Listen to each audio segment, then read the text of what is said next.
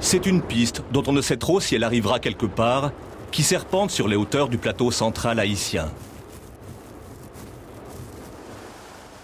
Dans un creux, à la faveur d'une éclaircie, Thomonde. 6000 habitants, disséminés dans ce qui ressemble davantage à un vaste village qu'à une vraie bourgade. Ni prospérité, ni grande misère, le dénuement ordinaire d'Haïti. Terre plutôt fertile, mais économie léthargique, handicapée par l'isolement. La vieille piste mène en théorie à la capitale et même à la côte nord, mais seulement lorsqu'elle n'est pas coupée. C'est de ce côté que pourrait venir le changement. Aux portes de Thomonde s'approche un autre univers, le chantier de la nouvelle route. Large, asphaltée, elle sera un axe national nord-sud majeur. Financement de l'Union européenne.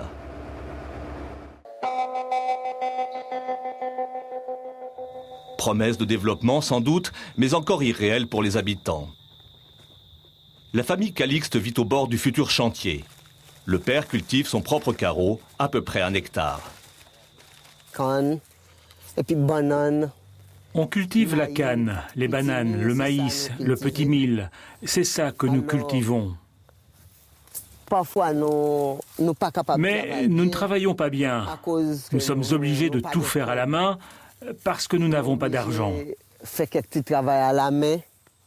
Nous ne pouvons pas nous payer des outils, ni le bœuf pour tirer une charrue. Les quelques bêtes que nous avons, elles nous donnent juste de quoi payer l'école des enfants. Mais ici, si on ne fait pas quelque chose en plus de nos cultures, on souffre.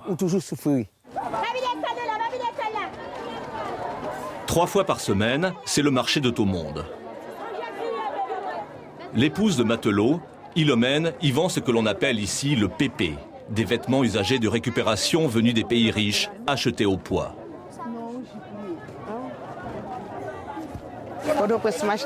Je me fournis à Port-au-Prince, c'est là que je vais acheter ces vêtements. Je reviens ici et je vends au détail. Je peux gagner 100, 200 $ dans une journée. Des dollars haïtiens, cela signifie 10 ou 20 euros. Le complément vital d'une agriculture toujours vivrière dans une région trop enclavée pour diffuser sa production.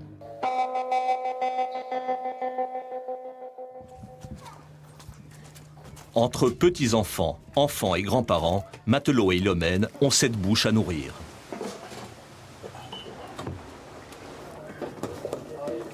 C'est pas facile. C'est pas facile. Il y a plein de gens ici qui n'ont pas d'occupation, pas d'avenir.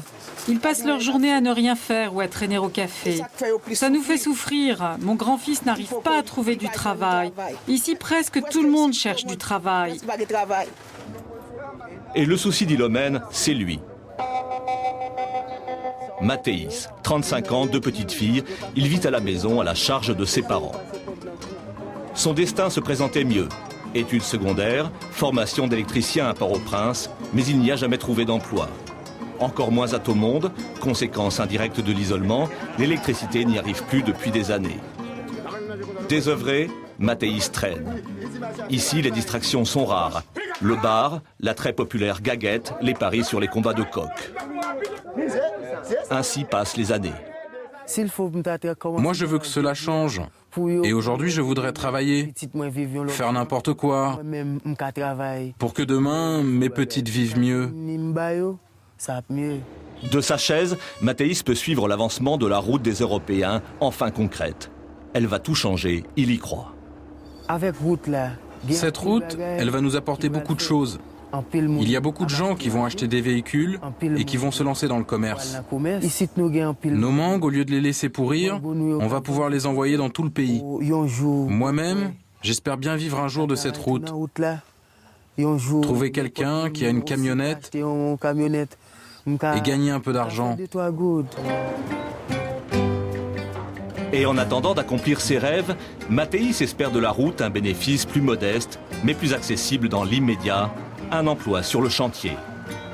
2 € par jour pour un manœuvre.